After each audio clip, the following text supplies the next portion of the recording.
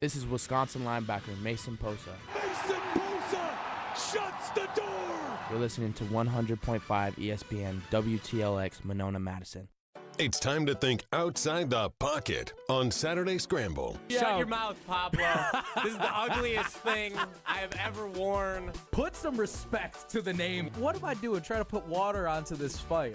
I'm going to throw gasoline into this. On 100.5 ESPN and the ESPN Madison YouTube channel. Cliffhanger hanging from a cliff. And that's why they call him Cliffhanger.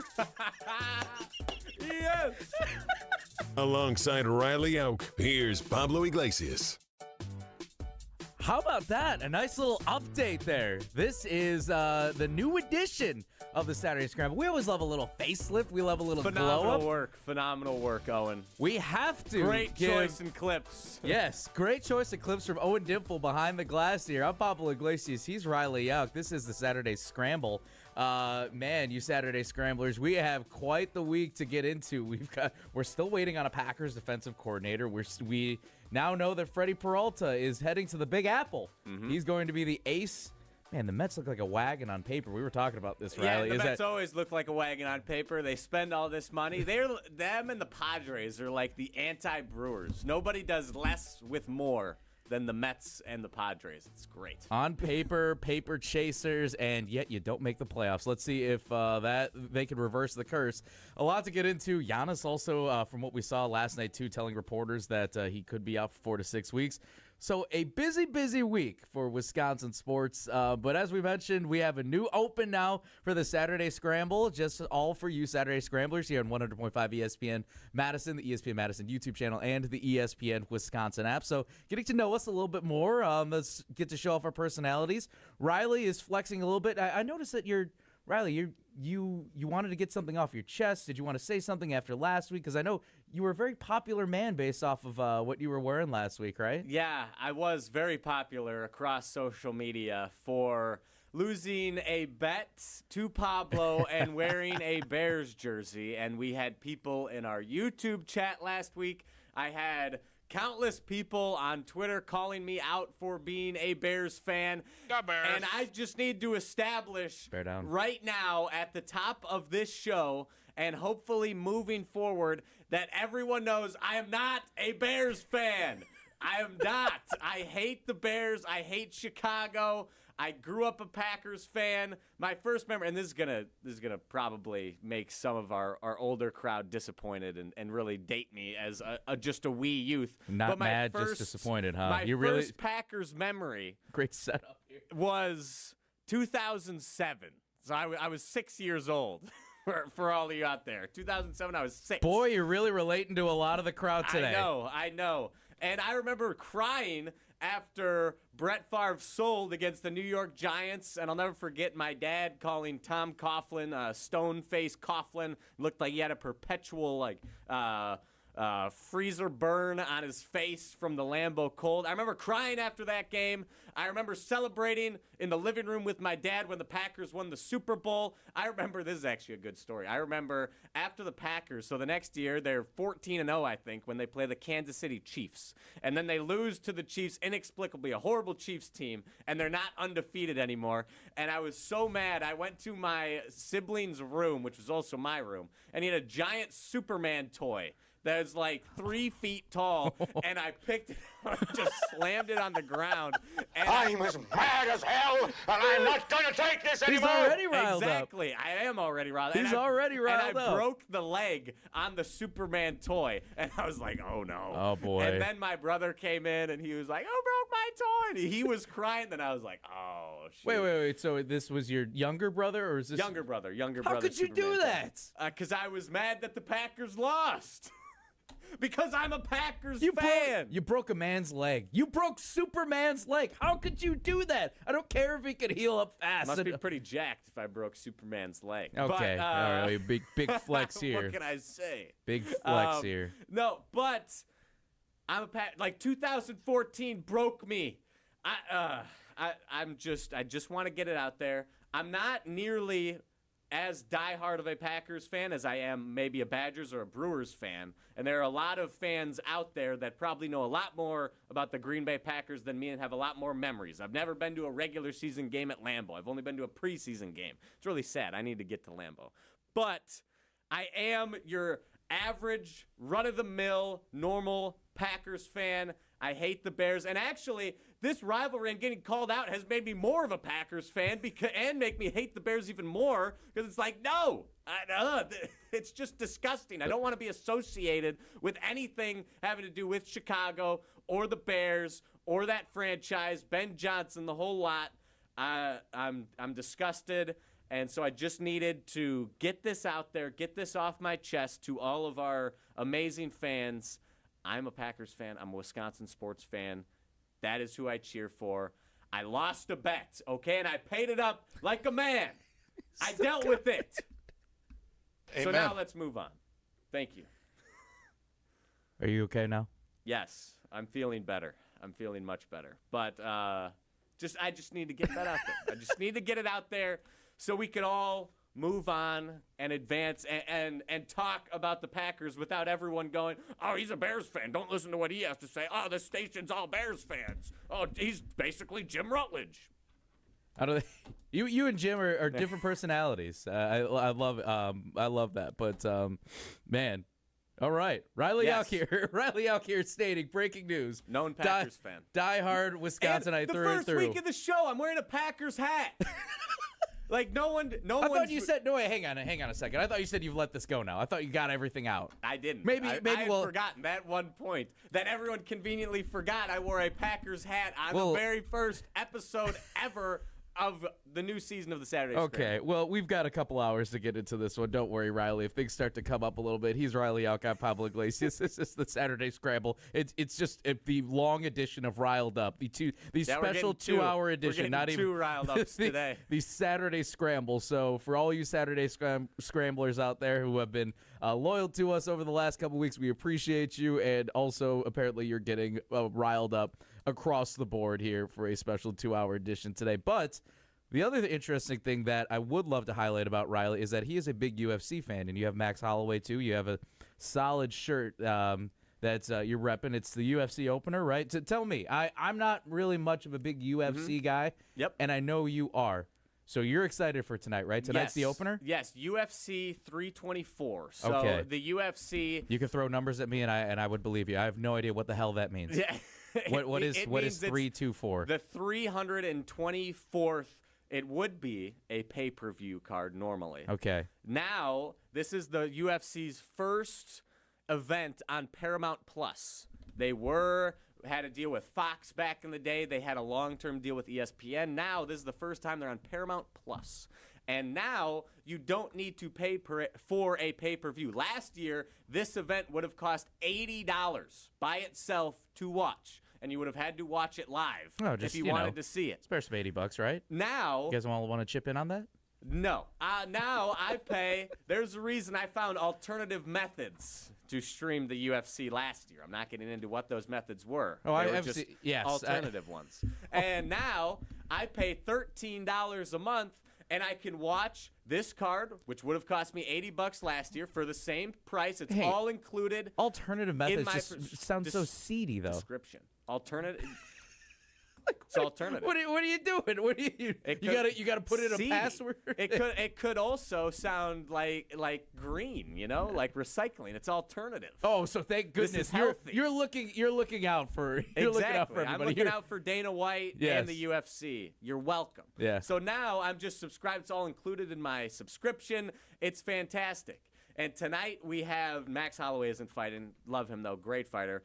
Justin Gaethje and Patty the Batty Pimblett are fighting tonight for the interim lightweight strap. Oh, the stakes are huge. Justin Gaethje, he's a veteran. He's a legend in the game. He's going for one last run at the belt. And then you have Patty Pimblett, the Scouser from Liverpool. He's an up-and-comer. A lot of people love him. A lot of people hate him. He is looking for UFC gold for the first time. And if he gets the interim lightweight strap, then to unify the belts with the undisputed lightweight champion, he'll have to face the Spaniard Ilia Topuria, and they hate each other. This just sounds. All these names sound legit, but That's the thing. It's all real. I know it sounds probably like gibberish to people who don't follow the sport, but it's awesome. It's the best sport in a ever. way. It does, and I love the dazzling details that you always bring, Riley. I love the energy, and you're watching this, right? You're watching this live, right? So, we'll see. That's up in the air right now. Okay. I may have unintentionally planned a date over top of when the UFC card was going on. See, I wanted to just pitch this and just say, because I know that you're a diehard UFC fan. Yes, but see, that's the thing. This is the opener, though. This is the big event. It's the big event to start the year. It's the first one in a month, but now that it's on Paramount, Love conquers I can all. just after my date with my lovely girlfriend, instead of having to wait like 3 weeks before I can see the fights and just have to go to Twitter to find highlights before the UFC scrubs them. Now I can just go on my Paramount Plus and just rewatch the whole card. It's great. I can stay up till 3 a.m. today if I need watching the fights. And if I can avoid the results, that's going to be the hard part. You really think you're going to avoid these results? That's the big thing. How can you? Probably not. How in this day and age can you do that? Because I don't know if either of you guys. This is one of my favorite sport rom-coms is Fever Pitch. It's Jimmy Fallon and Drew Barrymore. He's a diehard Boston Red Sox fan, and one of the things he always records the games. And they were out at dinner once, and he puts his hands over his ears, and he's just trying to say la la la la la because he hears the table behind him talking about the game. And it's like I pictured that scenario for you, but especially like how do you stay off your phone? Oh, I hope you're staying off your phone and getting the good one-on-one time. Exactly. First it's off, I hope be you're doing transition that. time during the date. I don't think it'll be that difficult. Okay. Be off my phone face to face. It's that transition time, maybe the drive home or when I get home. Yeah. And then before I turn on the TV. That's going to be tough. Or if I accidentally like hit go live instead of start from the beginning, and then I just see like either Gaethje or Pimblett just like sprawled out on the canvas. I got a question for you. Do you think you're ready for what if you did a hybrid date where you watch the UFC fight together? See, are you ready to take that step? See, that's a big possible. It's a there's good idea. There's meeting the parents, there's meeting the friends, and there's watching the UFC fight together. Yes. That's romance. I've thought about it, but it's just tough. I don't know. I'll have to discuss it with her. You'll have to discuss it. We'll have what to do you plan think? this out. What's the gut reaction if you brought it up to her now? What do you have planned tonight? I feel like she'd be down to watch. That's a real one. It's just that's a keeper. Exactly, that's a keeper. Exactly. I think put a ring on that now, Riley. No down. pressure. It's only been a month, so we're gonna wait a little longer. But I think she'd be down. It's just once it starts, would she be like, nah, I'm out, like immediately? So that's the the conundrum. But we'll figure it out. Yeah, it's funny. So last night, one of our teammates, Holly Yupa, who's congrats to her, she's moving on to ESPN LA. So we had a going away party for her last night, and a lot of us, yes, we're teammates here, but then we have friends outside of the circle too. And I was talking to one of Holly's friends who she had talked about a past relationship as well, of that her boyfriend was a big Packers fan, and she just was really turned off by it because of how he acted after games and everything. And I think about that of like, when do you know? Like, do you feel like you have to have that uber sports fan? All of us as big sports fans, as sports fanatics, we love it. Does that feel like it has to be something in your relationship? Because I don't know. As long as you show that effort to me, that you know that these are my passions and I show an effort towards your passions, I think that's a big thing. But there are some couples that are uber sports fans, so it's not one size fits all. So I was curious about that one, and when do you just watch all the games together, or do you just when you're passionate about UFC, you never know. It's treading lightly when you start out a new relationship, right? Yeah, I mean UFC is definitely it's a little different. I mean, it's very gladiatorial. You mean, and that doesn't sit well with everyone. You mean nothing just sounds lovey and gushy more than just everybody beating up on each other and bloody faces and swollen ears, beating the tar out of each other and just showing. And that's the thing. People are like, "Oh, it's modern day gladiators, modern day." It's chicken fights, I guess you can say. I don't know. I'm not going to risk saying that. Modern day chicken fights. But where they're you already betting on said it. No. There's another word for chicken that even if it's referring to chicken. Like, no. Yeah, but so I'm not always like, hovering over exactly. the dump button. We're not going to do that. Yeah, so it's like modern day There are gladiator. still children that are probably listening to this. It's inhumane. No, it's not. These are athletes competing at the highest level in their respective disciplines. It is such a beautiful sport, and they're doing it willingly. They're getting paid. Do they need to get paid more? Yes, that's an issue, but it is not inhumane. So would you take go on a date to a live UFC fight? Yeah. First date. First date. Not first Those date? tickets are expensive. Well, that's the reason why. It's not because it's a UFC fight. It's not because it's a live UFC fight and you don't know what it is on the first date. The reason why Riley wouldn't do it is because the tickets are expensive. That's the first thing that comes out.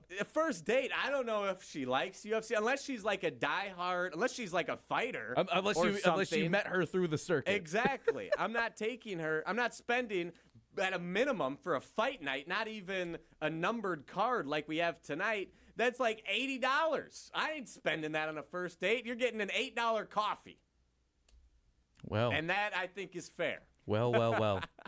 Riley Elk has his list of intangibles, things he would like, and maybe his likes and dislikes in terms of why he wouldn't go on a first date at a UFC match. So that's interesting. Well, we got a lot to talk about, too. Don't worry. We're talking Packers here as well in the Saturday Scramble. Jimmy Leonhard. Yes. What is the list of what we're looking for in a defensive coordinator as the wait continues for Matt LaFleur and the Green Bay Packers, plus Freddy Peralta talk down the road. But a lot of Packers talk coming up next. This is the Saturday Scramble on 100.5 ESPN. Stay tuned. Saturday Scramble continues after this on 100.5 ESPN and the ESPN Madison YouTube channel. There's no chill on the deals at Metro Ford Madison. Right now, get into a 2025 Ford F-150 with 2.9% APR for up to 66 months plus $2,000 retail bonus cash. Looking for something sporty? Check out the 2025 Ford Bronco Sport with 3.9% APR up to 66 months, $2,500 bonus cash. Or lease for $319 a month with $38.49 due at signing. But hurry, offer ends February 2nd. Visit MetroFordMadison.com.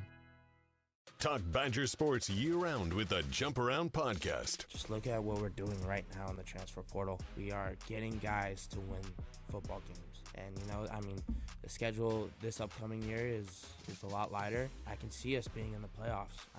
Worst possibility, having 9 wins, 10 wins, that's the worst, I think. The Jump Around, brought to you by Steinhoffels. Streaming live every Thursday on the ESPN Madison YouTube channel and available wherever you get your podcasts. Purchase your tickets, grab some friends, and get to the Sylvie on Thursday, January 29th for Andy North Trivia Night presented by Exact Sciences. Enjoy a fun and inspiring evening of trivia, music, food, and refreshments while helping to raise money for UW Carbone Cancer Center. This fun and inspiring event is hosted by Andy North, and along with the trivia, the lineup includes a silent auction, celebrity appearances, and prizes. Doors open at 6. Visit AndyNorthandFriends.com to buy your tickets. Past year's events have sold out quickly, so get your tickets today. It is the 25th anniversary of Bowling for Colons on Sunday, March 1st. Help us strike out colon cancer at UW Carbone Cancer Center. Come roll with us and form a team of 4 to 5. Choose from 9 bowling centers in the Madison area. Enjoy 3 games of bowling, shoe rental, and a cool anniversary t-shirt. Spare us your excuses. Hurry up. Lanes are filling quickly. Google Bowling for Colons 2026 to register your team now. Let's strike out cancer with Bowling for Colon 2026. The new year is here, so let's look ahead to the spring and Mark Osiki's 8th annual Casting for Kids Fishing Tournament May 16th to benefit the American Family Children's Hospital and UW Carbone Cancer Center. We're on the Madison Chain of Lakes at 8 a.m., then return to the Alliant Energy Center for happy hour, dinner, and live and silent auctions, and a chance for you to win a brand new Alumacraft fishing boat. Hope you can join us Saturday, May 16th. To sign up, donate, and get more information, go to castingforkids.org. That's castingforkids.org. Division III college basketball plays on ESPN Wisconsin. For the first time ever, WIAC basketball plays on ESPN Wisconsin. Showcasing the best games from one of the top conferences in the country. Spin move and a finish off the glass. That's just a big man going to work. Simple as that. Pass to the right corner. Quick trigger. 3 is good. WIAC Wednesdays. Wednesday nights at 7 o'clock, streaming free on the ESPN Wisconsin app. When a heart stops, the clock starts. You are the first responder until help arrives. In that moment, 4 minutes equals brain damage. 6 minutes equals too late in an emergency. The first responder is you. We need you. Will you be ready? Learn CPR. Visit heart.org/nation. That's heart.org/nation. I was afraid that college would be like high school. I worried about starting over and feeling alone. But I'm so glad I didn't let that stop me. At Madison College, I'm part of a community, and I've never felt alone. My instructors have been incredible, and I made so many friends and connections. My advice to others, don't let your fears stop you. There's more to your story at Madison College. Visit madisoncollege.edu to get started. You're listening to Saturday Scramble on 100.5 ESPN and the ESPN Madison YouTube channel.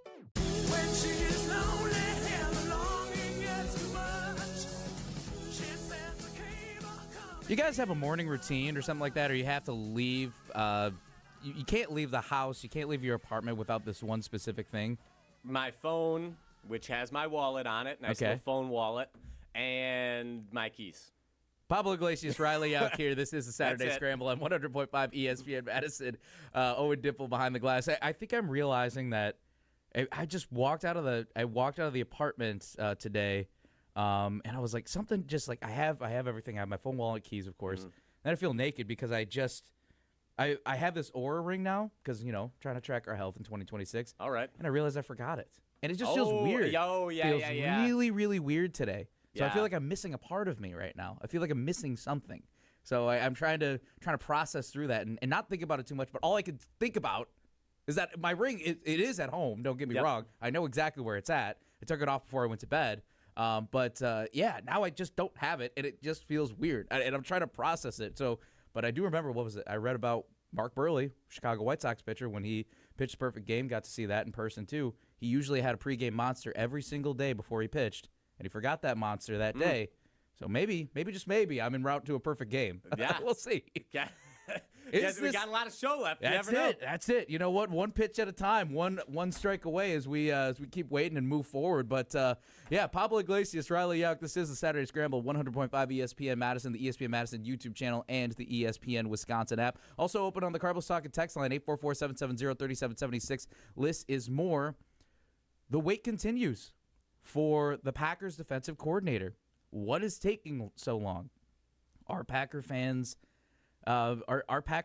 really waiting out on Jim Leonhard? Are they, what's happening here? And from what I'm seeing, guess who's firmly in the mix as of yesterday, according to reports, guys? Jimmy. Nope, you'd be wrong. No. Former Arizona Cardinals coach Jonathan Gannon is, quote, firmly in the mix for the Green Bay Packers open defensive coordinator job per ESPN's Jeremy Fowler. I could not think of a candidate I want less than Jonathan Gannon. Let me read you a couple stats. Please. So he was 15-36 as the head coach of the Arizona Cardinals. His 2025 team ranked 27th in overall defense. Sounds like a defensive guru. Yes. 29th. Genius. 29th in scoring. Defense, phenomenal. Really setting his offense up well. Ooh. And in his 3 seasons, his best defense was ranked a balmy 21st. So, he's got the accolades to back him up. Sure, you can go back to his Eagles career, where his defense was the 2nd overall in 2022 and then 10th in 2021. But they also had studs on that Philadelphia Eagles defense, and that kind of goes back to my point where it ultimately comes down to players more so than coaching. But it does help. Like, coaches can get the most out of mediocre players. Like, I think Jeff Hafley got the most of what he could out of the Rashawn Garys, the Lucas Van Nesses, the Carrington Valentines of the world. I don't trust this guy. He didn't have great players in Arizona, but he didn't get anything out of them either. So I don't want Jonathan Gannon. He is milquetoast as it gets, and you listen to his speech. Oh, and you brought this up in show prep yesterday. Yeah. You got the fire in your gut. Who took the bus today? Like, look that speech up. Look up Jonathan Gannon. We might actually. Do we have that sound, or do fire we have in your something? gut I thought. speech. Oh, maybe, and maybe no not. worries if we don't. No but worries. I just want our fans to look that up and then tell me, do you want this guy as your defensive coordinator? Because for me, the answer is a resounding no. So not only, I'm sure this is as we continue the 2-hour edition of Riled Up too, Riley, I will say, not only did Jeremy Fowler mention Jonathan Gannon's name in this, in terms of the top 4 defensive coordinator openings, Jonathan Gannon is the first name listed in who they could get. To quote it exactly here, former Cardinals coach Jonathan Gannon is one of the strongest coordinators options left and is firmly in the mix in Green Bay. Though others are looking at him. Who else is looking at him? Because we talked about this and how he treated himself on Hard Knocks and the controversy too, where he tried to, I forgot, it was Amari DeMarcado, when he tried to get him riled up. Hey, there we go. But just he put his forearm on his chest, and it was so cringy and it was weird. And I think who did they play? They played on Thursday Night Football, and I tried watching. I'm like, I haven't seen the Arizona Cardinals play. I regret every single moment of watching that game. That game sucked. That was terrible. And then he had a halftime interview. I'm like, I have no idea who the hell this guy is. I have no idea what his stance is on anything. He just, as you said, I think milquetoast is a compliment to him. Milquetoast feels like that he could, if anything, that's a step up. It's just plain white soggy bread. Yeah. It's bread that just sat in the water, and it's like, well, all right, we got this, I guess. That's our coach. And Riley, you reading those stats and numbers and where his defense is ranked among the league, it reminds me of Joe Barry when he got hired in 2021, because when he was with Washington, his defenses were just very poorly rated. And when the Packers made that hire to bring Joe Barry on, everybody was like, well, why are we bringing on a guy that had a defense that was 25th in the league, or, in one category was 28th? It doesn't support a strong belief that he has a record of strong defenses. So that's what I think of when you read those numbers. This reminds me of, because I'm looking at it here too, he did, so we do have to give some credit. He was part of the Eagles staff again that led or that went on to win the Super Bowl in 2022. But when you have Hassan Reddick, Fletcher Cox, Javon Hargrave, Josh Sweat, Brandon Graham, Milton Williams, that's a lot of talent. I think that's a player-led defense. And what it reminds me of was the criticism that Ed Orgeron had at LSU was, could he coach a team that was without Joe Burrow, Justin Jefferson, Jamar Chase? What does this team look like without those guys? Is it Ed Orgeron? And I mean, I think we could all say from a personality standpoint, we love radio. It's me. Go Tigers. You ever see, by the way, too, he had a press conference one time, and the guys were practicing. They were being loud in the back, and he went back and forth multiple times between the podium and then over to practice. He's like, hey, guys, I got a press conference here. You guys mind? And then he went back and started answering questions. But it's the mix of, you want a good, talented roster and you want a good coach, but you don't want the talent to be all the way up here and your coaching scheme to be all the way down below. For those who wouldn't see my, it's the coach or the player is all the way up to the ceiling to paint the picture for those listening on 100.5 and not watching the ESPN Madison YouTube channel.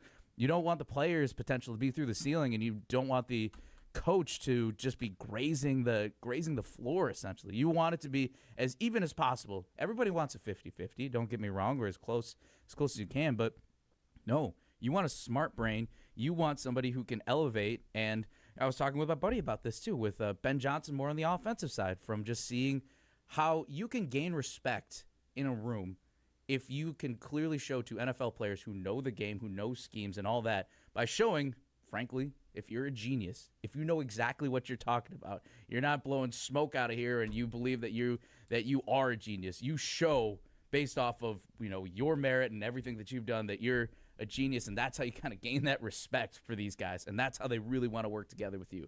If it didn't work out in Arizona, what was it? Was he a one-year wonder in Arizona? No, Either he way. had 2 seasons. 2 seasons in Arizona. 2 seasons, and they were able to give up on him like that. Just tough. Or actually 3, I think. Either he way. was 15 and 30. Yeah, he had 3 seasons in Arizona, which is insane. I think he was supposed to be the guy to sort of develop Kyler Murray. But we have some great comps here in the ESPN Madison YouTube chat. Dark City 2004, soggy unseasoned stuffing. Their comp for Jonathan Gannon. They have Blake Kurkowski. Watch Gannon's pump-up presentation online, the one I referenced. I wouldn't pick up a pencil for that guy after hearing him speak, let alone go play ball.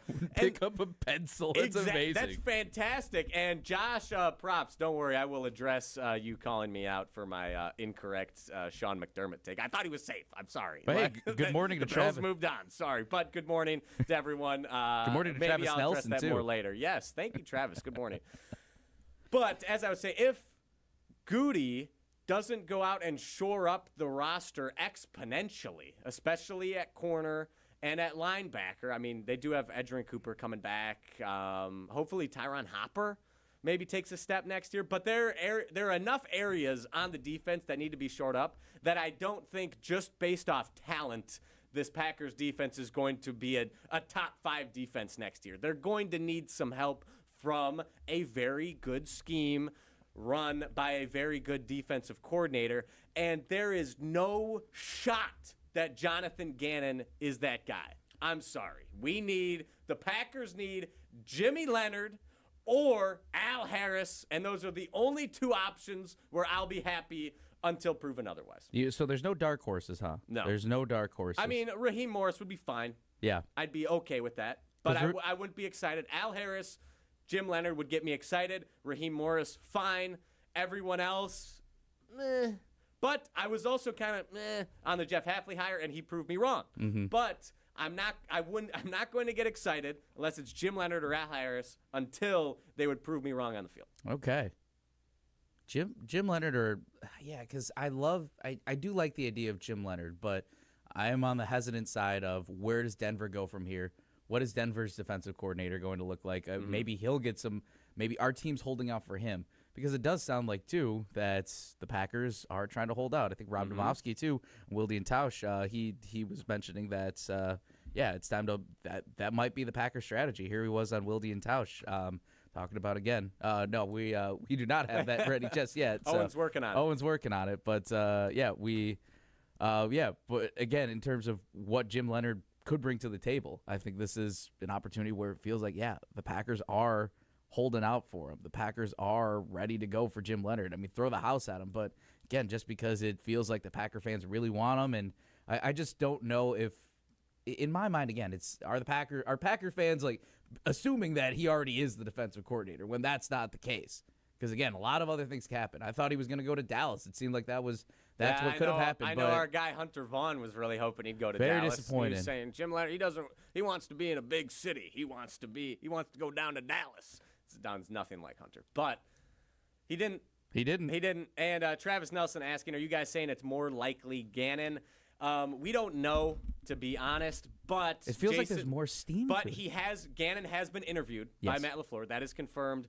Reporters are saying he's a strong candidate. Jason Wilde has reported that he is in the mix. But we don't really have a direction. We don't know where exactly Matt LaFleur is heading, but we know he's been interviewed, and we know he's still in the mix. So that sucks. And Rob Domofsky, here's what he had to say on Wilde and Tausch in terms of where Leonhard stands. I think like most Matt LaFleur interview sessions or searches for assistants, he's going to talk to a lot of guys. He's done that for just about every job opening he's had, especially coordinators. And I don't think anything happens until he can talk to Jim Leonhard. I think Jim Leonhard's high on his list. He obviously can't talk to him.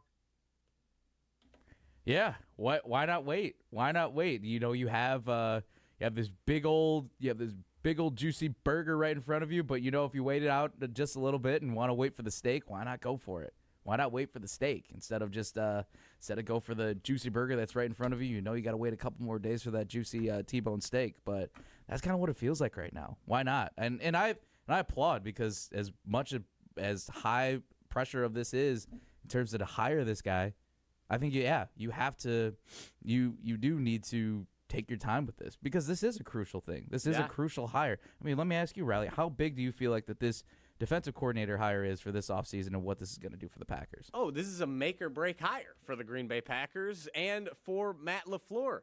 If LaFleur gets this hire wrong and does not win a Super Bowl in the next 3 years, or God forbid misses the playoffs next year, he's gone. Like this, Matt LaFleur is hiring for his job right now. If he does not get this right, the Packers are not going to win a Super Bowl in their window with Jordan Love and Micah Parsons, and Matt LaFleur is going to be gone. So he has to nail this hire. He has to get the right guy in the building, and he has to get the defensive coordinator that is going to maximize the potential of Micah Parsons and this defense, because if he gets a guy that can do that, the Packers are going to be Super Bowl contenders for the next 3 years. Let me remove this question, too, and ask, it feels like that Wisconsin fans want Jim Leonhard because I'm sure there's more to it, but because of the Wisconsin ties. Mm-hmm. Let's take that out of the mix. Why Jim Leonhard, and why only Jim Leonhard if it's not Al Harris? Because he's successful. He's been successful at the college level and the NFL level. There's a reason he is a highly desired candidate and the most likely person to slide into the Broncos defensive coordinator role if Vance Joseph leaves. There's a reason they don't want him out of that building. And it's not just because people from Wisconsin like him. It's because he inspires people. People are willing to be coached by him. And he is a really, really intelligent coach. Like, we saw what he did at Wisconsin. I understand some of the pushback is that Wisconsin played poor competition in the Big Ten West, which they did. But can you think of one time where Wisconsin got run out of the gym, even by an Ohio State or in Alabama in like 2015? LSU in 2016? No. And granted, I think that actually might have been Dave Aranda or I forget the guy who went to Cal. But regardless, like, he continued. Dustin Wilcox, yes, exactly. Justin, not Dustin. Yes. So 2016 was Jim Leonhard's first year. So LSU, highly touted offense. Leonard Fournette, he had them shut down. Like, come on. Like, I can't think of a time where a Wisconsin defense got blown out under Jim Leonhard. You have Rex Ryan saying that Jim Leonhard was changing defenses while he was on the field to stifle Tom Brady in the playoffs. Yeah. Who else is doing that? On the field? Like, this guy was born to be a coach. He was born to be a defensive coordinator, and he has been successful every single stop. So even take the homecoming, take the beautiful storybook, not even ending, the storybook continuation, it would be if he came to Green Bay. He is really good at what he does, and I think he'd be a fantastic defensive coordinator for the Green Bay Packers. Pablo Iglesias, Riley Yauk, we are continuing to talk about what the heck is taking so long, and granted the reason why, though, too, to paint the picture a little bit, the Broncos cannot, or Jim Leonhard cannot take interviews, of course, because they are playing this week. The Packers cannot talk to or interview Leonhard until the Broncos are eliminated. If the Broncos win tomorrow in the AFC Championship game, we'll see. Maybe he could get interviewed. But there's a lot of things during that Super Bowl bye week where, yes, you could interview from there. But honestly, if you're preparing for the Super Bowl, that's another element to it. Rob Demovsky said something yesterday. He hasn't actually gotten a clear answer on whether or not the Packers will be able to interview Jim Leonhard. If the Broncos lose, they can interview him. But if they win with Jarrett Stidham at quarterback, there's a chance it's only head coaching candidates that can interview. And LaFleur would have to wait until after the Super Bowl, which would suck. So selfishly, kind of hoping, as much as I don't want to see the Patriots in the Super Bowl, that fan base deserves nothing good. I kind of want the Broncos to lose so we can interview Jim Leonhard. Riley, it's your list of Minnesota, the Bears, and the Patriots. Who else? The Patriots fan base has 6 Super Bowls in the past 2 decades. Sorry, I don't need to see them in the Super Bowl again with Drake May. I do like Mike Vrabel. Drake May? I will say, I like this Patriots team. I like Drake May. Drake May lover, great fan. Yep. Mike Vrabel, really like him. There's no one I dislike on this Patriots team. It has nothing to do with the team. Luke it's the Fickell's fan base. NFL friend, exactly. Right? Yeah, exactly. I like the Patriots. I just don't like their fan base, the Boston fans, and that. Like, I don't want to see them happy. All right. Well, before Riley creates more enemies here, we'll take a breather here. Continue more Packers defensive coordinator talk. Pablo Iglesias, Riley Yauk. This is the Saturday Scramble on 100.5 ESPN. Stay tuned. Saturday Scramble continues after this on 100.5 ESPN and the ESPN Madison YouTube channel. Life's better with Drive My Way from American Family Insurance because we know it's more than just a car. It's your escape pod, your adventure mobile, your memory maker. And we help protect the dreams that drive you. Personalize what you pay for auto insurance and you could save between 10 and 35%. American Family Insurance. Get a quote and find an agent at amfam.com. Products, pricing, and availability vary based on the way you purchase insurance and by state. Unsafe driving behaviors may increase your rate. American Family Mutual Insurance Company, SI, and its operating companies, 6000 American Parkway, Madison, Wisconsin. $2.3 million. A recent Schwab survey of Americans says that it takes $2.3 million to be wealthy. Well, you may have had your financial plan set on a bigger or a more humble number. But if you're looking for added insights on how to get there or how to avoid some tax pitfalls on the way, Annex Wealth Management is ready to listen. Mark Toscher here, and whether your situation is complex or simple, the Annex Wealth Management team can give you wealth expertise and guidance on reaching your goals. Annex Wealth Management. Know the difference. Everyone plays like a champion at TPC Wisconsin. Our friendly community shares one thing: a passion for world-class golf. Women, men, and youth golfers all love the course. The $25 million upgrade is impeccable, and the list of amenities is more than impressive. But belonging where the shared pursuit of excellence is a daily practice and not just a tagline? That might be the best part. Join today and pay no dues until April 1st. Discover belonging. TPCWisconsin.com. Get ready to unleash the dragon at Hard Rock Casino Rockford. Introducing the region's very first $1 million Dragon Link slot games. With jackpots soaring to $1 million, your chance to hit it big is here. Come experience the ultimate gaming adventure. Visit Hard Rock Casino Rockford today and play the $1 million Dragon Link slot games. Your legendary win awaits. Hard Rock Casino Rockford. Let's hard rock.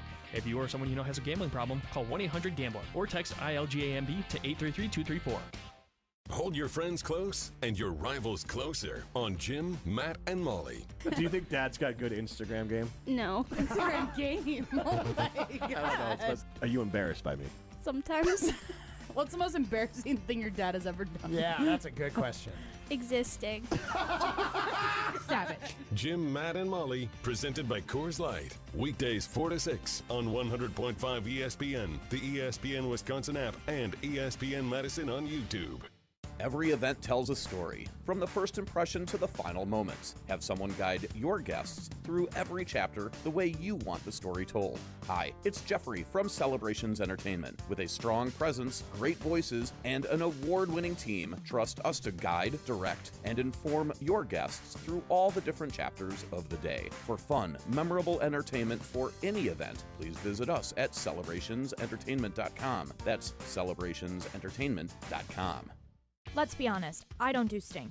I work hard, I sweat, but I still want my gear to smell good and last. That's why I love Iron Jock. It was built to solve the problem everyone knows: smelly gear that wears out too fast. Iron Jock uses silver ion technology, infusing nano silver right into the fabric to kill 99% of odor-causing bacteria. For the life of the gear, it doesn't wash out, it doesn't wear out. Iron Jock keeps me fresh and feeling unstoppable. Iron Jock, no stink, just performance. Shop now at ironjock.com. That's ironjoc.com. Gruber Law Offices, serving the people of Wisconsin for over 30 years. Call us today if you've been injured. Gruber Law Offices, a proud partner of the Milwaukee Bucks. One call, that's all. You're listening to Saturday Scramble on 100.5 ESPN and the ESPN Madison YouTube channel.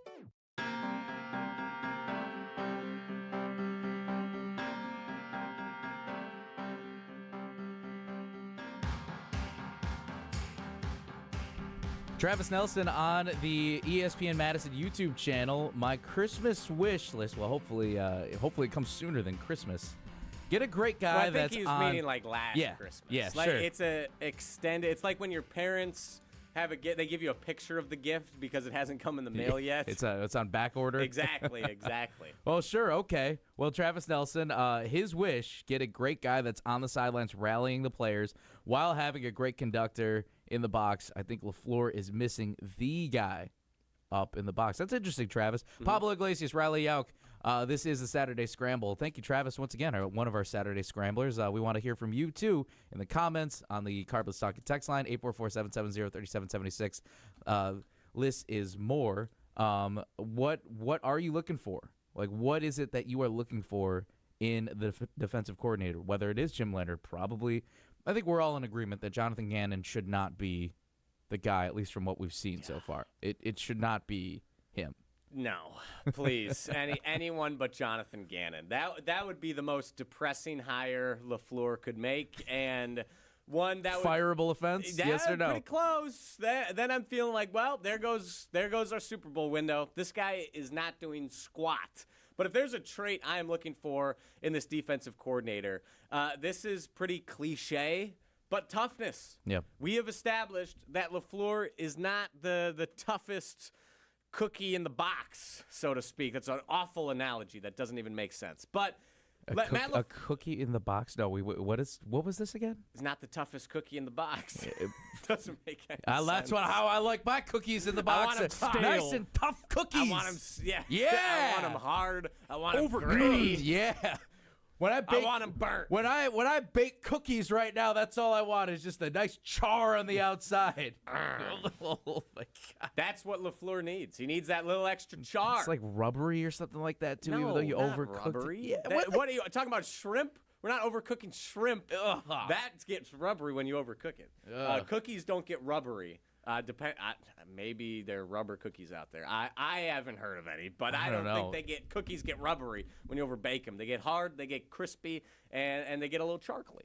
They fall apart. Exactly. True. So you can't overcook them. Mm-hmm. Bang. Make sure they're nice and sweet. Excellent drop. So thank you, Dimps. Now, Matt LaFleur, we've established, is not the toughest guy in the world. No. So he needs a guy who will bring that in for him. He needs to he needs new ideas, which we've established, and I think bringing in a little extra toughness, which, Owen, you mentioned this during the break, Jim Rutledge has referred to Jim Leonhard as a sort of quiet toughness. And Al Harris, I think he's a bit more of a vocal, kind of in-your-face toughness.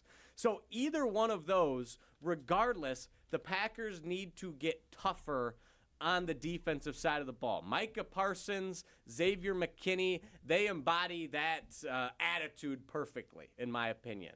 Evan Williams as well. They're fantastic. They're tough dudes. They're guys that you can rally around. But everyone else, I feel like, relatively speaking, for an NFL roster, no one else sticks out to me as like, yes, this guy is a foxhole kind of dude that I want to go to war with. This guy's a tough dude.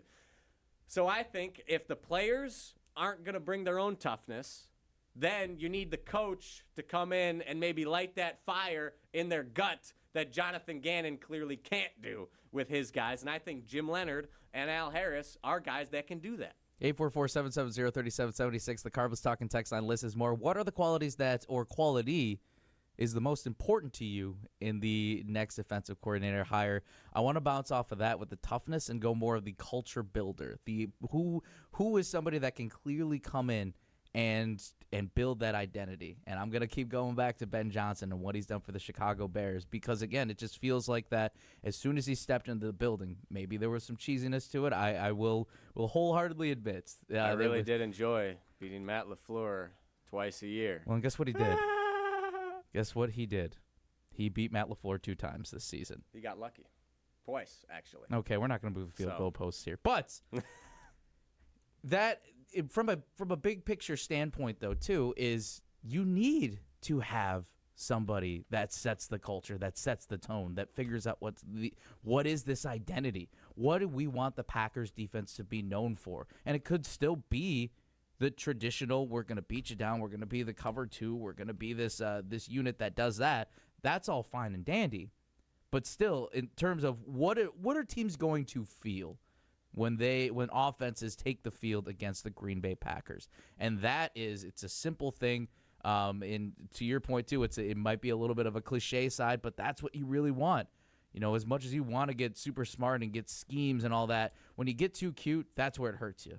You know, you can't have too many smoke and mirrors. You can't, send somebody on the blitz, do that, have some good packages. But ultimately, if that's what you want to be known for, if you want to be the team that sends the house whenever it comes down to a third down situation, be that team. But ultimately, For what Matt LaFleur needs, he needs somebody who's going to have a clear idea of what this defense is and comes into that interview coming. Because here's what I say, too, to when people are interviewing for other things, too, outside of these jobs, like just jobs in general, come in with ideas. Come in with all this, and I'm sure, I hope to the very least that's what these candidates better have ideas. But that's the other side of this, too. When you're going in and you're interviewing for a job, hopefully you're the one who has ideas, too. Or what are we missing here? Like, not just, this is why I'm the person for the job. Hey, I really like what you did with Micah Parsons, but I think if you slid him around this way and try to work him again, not get too cute with the scheme, know exactly, like, hey, we're missing out on this. And I think if we tried to run it this way, give him those ideas and show that I am the person that can execute these ideas. So, again, it's from an identity standpoint. What are you seeing that they're missing out on there? There's the enthusiasm from that side, too. So, again, I just feel like you have to have that true identity of, like, what are people going to feel when those offenses take the field? What are they going to feel when they face off against the Green Bay Packers? And you need to have that identity clear cut. If you are, I don't know what Jonathan Gannon's identity is, but if you're Jim Leonhard, go in there and establish this is who the Green Bay Packers need to be known as. Jonathan Gannon's identity is dough.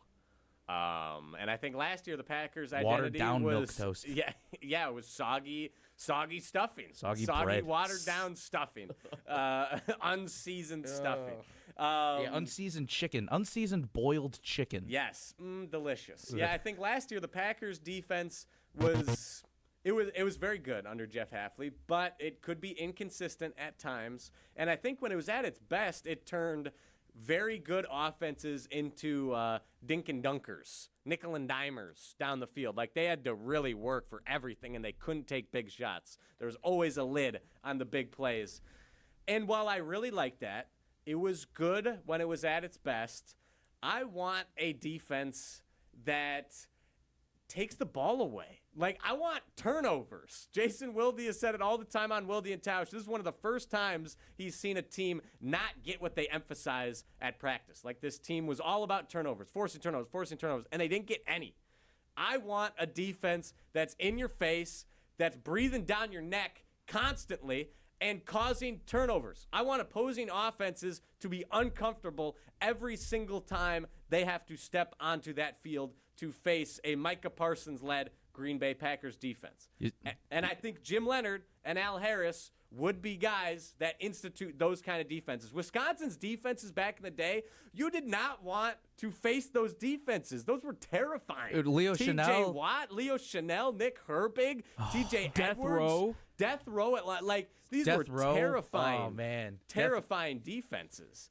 And the Packers, while a very good defense last year, could be inconsistent, outside of Micah Parsons, they weren't a terrifying defense. No. Like, you weren't scared that you were going to lose possession of the football unless Micah Parsons had a strip sack, which was not, like, you can't count on that every single play.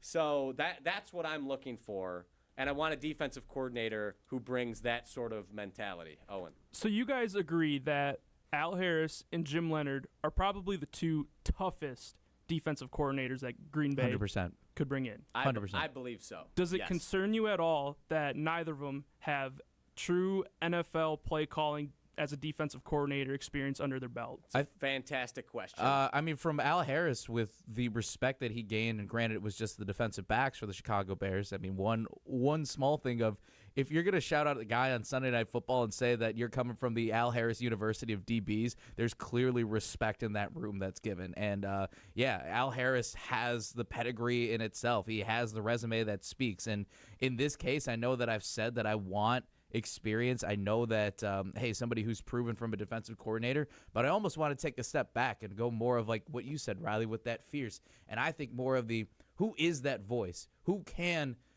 compliment, or who can be the other side of Matt LaFleur, the good cop, bad cop, if you will. Like, I think that's what Matt LaFleur needs. You can't force Matt LaFleur to all of a sudden be this fiery, loud coach. Let him be who he is, and that's okay. But now you need to bring in a personality that contrasts it. And I'm not saying that it's somebody who's got to be just a straight-up jerk, but it's more of who is going to be more vocal. If it's Jim Leonhard that is the more quiet leader, because I've been around Jim Leonhard too, when he's outside of football, when he's spoken up about NIL and tampering and those situations, and he's like, this isn't good. Like, this isn't good for football. He's not afraid to speak up. and speak what's on its mind. But when it comes to football stuff too, obviously the same thing. But yeah, you want somebody who is not afraid to use their voice, who is really getting out there. So that's why it's either if I'm going Jim Leonhard or Al Harris, I think those two are home run candidates just based off the way that they gain that respect by using their voices. Yeah, players respect the hell out of them. And Owen, you bring up a very prescient point. Prescient? I think that's Is that part of the word? I'm pretty or sure. part of your app? No, that isn't. But I think I just knew that off the dome. Or maybe it's pronounced prescient, but I think it's prescient point. Like it's very. Do you have a definition right off the top? It's very pertinent. Maybe that's a better word there, but like an appropriate, well-timed point question that you just Quite made. prescient. Someone fact check me on that real quick. Prescient? Yes, either of you can look that it. up while I explain my thought process here. Yes, I am slightly concerned that neither Jim Leonhard nor Al Harris have called plays in the NFL before. However, Jim Leonhard called plays at a collegiate level, at the highest level of collegiate football in the Big Ten.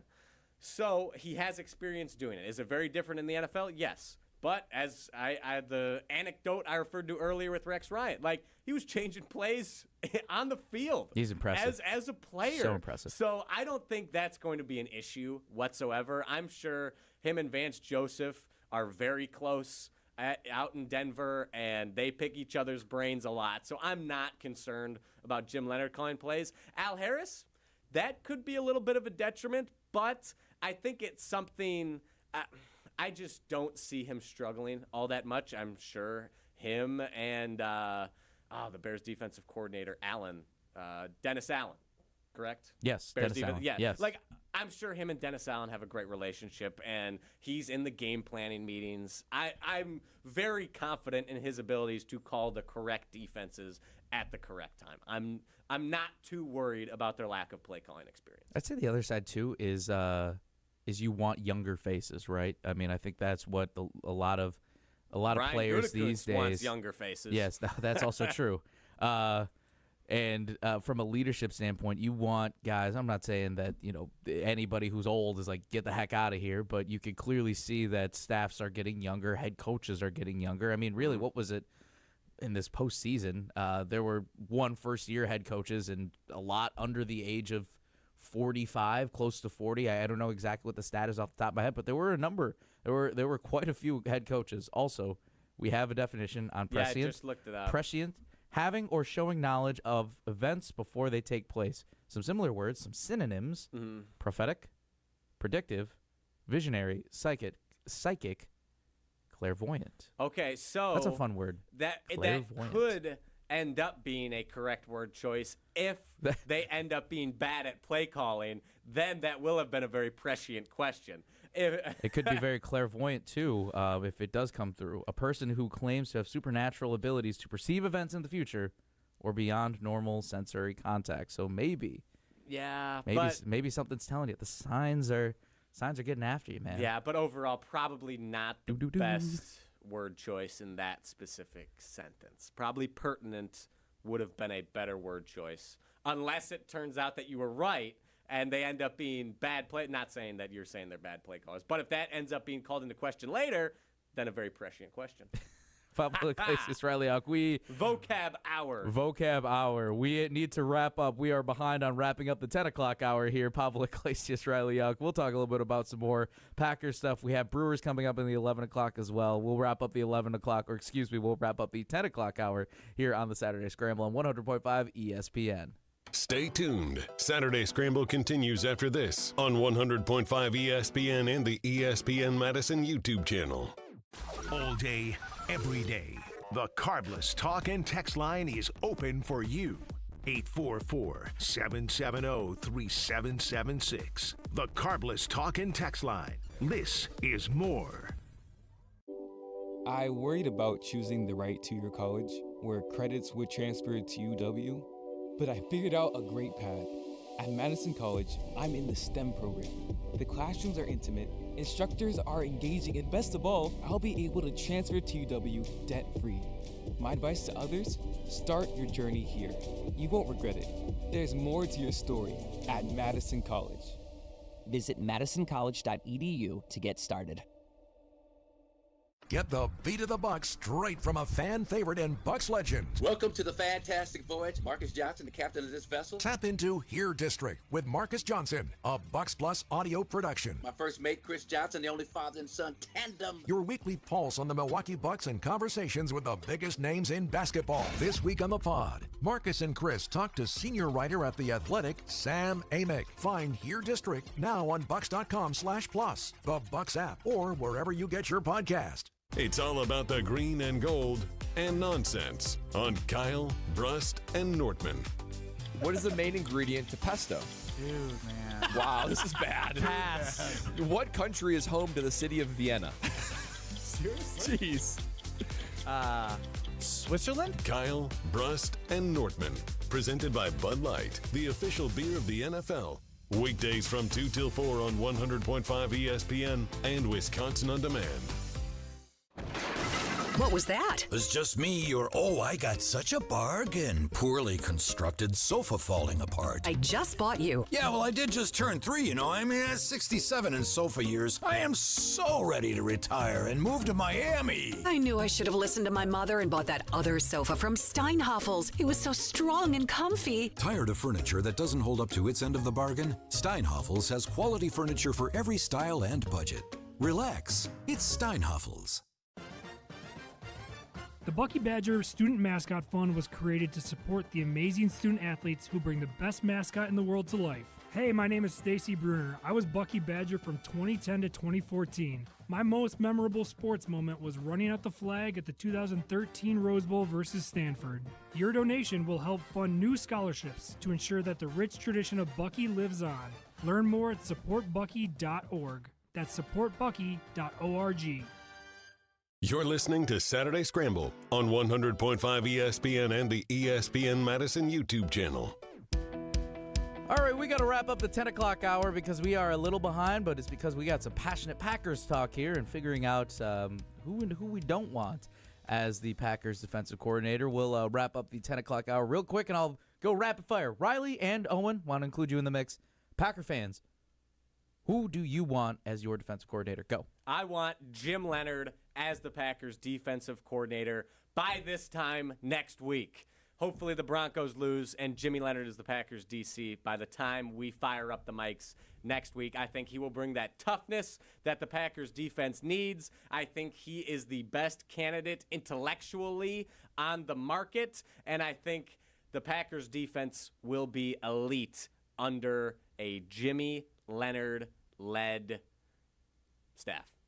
Are you going to be tracking the planes too, or if they're coming from Denver? I'll be tracking the planes. You're not going to go to that level. No, I think Rob I'm sure Demovsky's done that. Someone will 100% do that for me on Twitter, and I will read about it. And wasn't that how we found out about Micah Parsons? Was that he somebody took a plane from Dallas to Green Bay, and then lo and behold, here we are. Owen, I'm gonna have to agree with Jim Leonhard, mainly because I think it would give a lot of faith in the fans and Matt LaFleur because.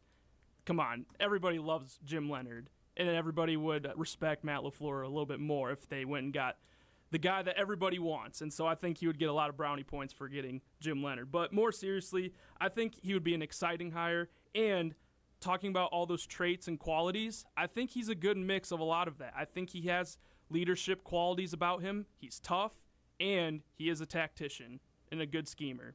I think he's a well-rounded defensive coordinator role, and if he's not going to be one in Green Bay, someone else is going to get him. Could not agree more, Owen. Very eloquent. The qualities, too, that I asked ChatGPT out of curiosities, musts for a coach, to riff off real quick. Teacher first, play caller second. Second, adaptive, not dogmatic. 3, a situational master. 4, player trust and accountability. 5, ability to marry aggression with discipline. 6, communication and collaboration. 7, mental toughness. 8, an identity builder, and those are the big 8 qualities according to ChatGPT. Hopefully, Matt LaFleur is not just basing it off of that and is also going with gut instinct. Yeah, I hope he's not looking, hey, Chat. Hey, what are some things? What should I look for in my defensive coordinator? That would piss me off, and if we find out anything like that happens at 12:65, I will be pissed. Now, Pablo, before we wrap up the hour, as a Bears fan, who do you hope that the Packers hire? I have no idea if Matt Eberflus is actually in the mix, but if he is, why the heck not? But based off of your guys' reactions, if Jonathan Gannon is this hire, it would just feel like Oh boy, here we go. Here we go. It's. I have to choose violence in this one if I want to go with Jonathan Gannon because again, we'd be so cooked. He was part of a Super Bowl winning team, but clearly seems like that talent led the way to a defense that, yes, he probably called some schemes on this one. But if the Packers hire Jonathan Gannon as the DC and they win a Super Bowl, it will be in spite of him. Yes. Not because of him. Really helps when you have that Ferrari right there in the backyard for you for the first car that you're driving. Yeah. So, Pablo Iglesias, Riley Elk, we wrap up the 10 o'clock hour. We're talking more Brewers baseball and the moves that are happening in the Big Apple. And the question, who is ruining baseball? And why could it be the Milwaukee Brewers? We talk more about that in the 11 o'clock hour. Pablo Iglesias, Riley Elk. This is the Saturday Scramble on 100.5 ESPN. Pro volleyball is back in Madison. The 2026 Love Madison schedule is here. Setter of the year Lauren Carlini and hometown favorite Claire Chaussee return to the court, ready to lead a powerhouse lineup of world-class talent. Get ready for non-stop action. Every serve, every volley, and every win, right here in Madison. Don't miss your chance to be a part of the unforgettable moments all season long. Visit lovb.com to check out the full schedule and secure your seats today. Volleyball is the next major league. Evan Canty and Michelle are unsportsmanlike. The Buffalo Bills have fired head coach Sean McDermott. Sean McDermott did an awesome job in Buffalo, but not good enough. And we have been saying this all year. Sean McDermott should be the coach of an NFL team next year. It should just not be the Buffalo Bills. They have to get someone to win now. Unsportsmanlike. Weekday mornings from 5 to 9 on 100.5 ESPN and the ESPN Wisconsin app. In the next 30 seconds, I'm going to tell you how to save money and save the planet. It's simple. Ditch your energy bill and make the switch over to Everlight Solar. While electricity prices keep rising, Everlight Solar will give you the chance to take ownership of your power while also reducing your carbon footprint. As a local company based out of Madison, they'll be there with you every step of the way as you make the switch to solar. To learn more about how you can save money and save the planet, go to everlightsolar.com. Since 1956, Holman Lindsay Paints has been making paint in Wisconsin for Wisconsin. Because of their commitment to making great paint for Wisconsinites, Holman Lindsay has grown over the years to 26 locations in this great state. Headquarters in Sun Prairie with a state-of-the-art facility, Holman Lindsay has the paint you need to make your job better. From do-it-yourself to professional, Holman Lindsay has paint for everyone. Visit one of their local locations today in Madison, Sun Prairie, Middleton, and Janesville. Hey, this is former Badger Brad Norton. 9 minutes of fake. Great call and great execution. You're listening to a Good Karma Brands radio station, 100.5 ESPN, WTLX, Monona, Madison. It's time to think outside the pocket on Saturday Scramble. Shut your mouth, Pablo. This is the ugliest thing I have ever worn. Put some respect to the name. What am I doing? Trying to put water onto this fire. I'm going to throw gasoline into this. On 100.5 ESPN and the ESPN Madison YouTube channel. Cliffhanger, hanging from a cliff. And that's why they call him Cliffhanger.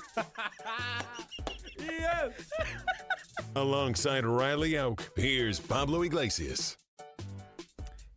Top of the morning to you, Saturday Scramblers. Pablo Iglesias, Riley Elk here, live from the Everlight Solar Studio on 100.5 ESPN Madison, the ESPN Madison YouTube channel, and the ESPN Wisconsin app. For the Saturday Scramblers that are joining us, we have a new open, the facelift, the glow up, all of the things, and that is shout-outs to the man, the myth, Good the work, legend. Owen Dimple. Dimps. O-Dog. There was another nickname that we forgot. I can't remember what we were. Shoot, what was it? It was something we were talking about yesterday.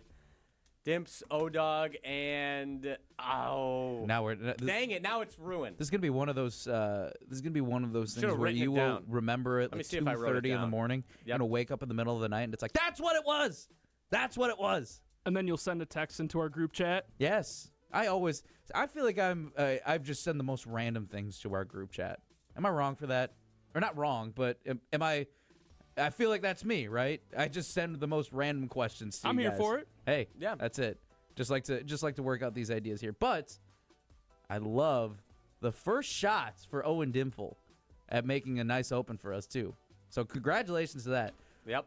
I love that. Yeah. Oh, there it is. There it's it is. Big first step as a producer.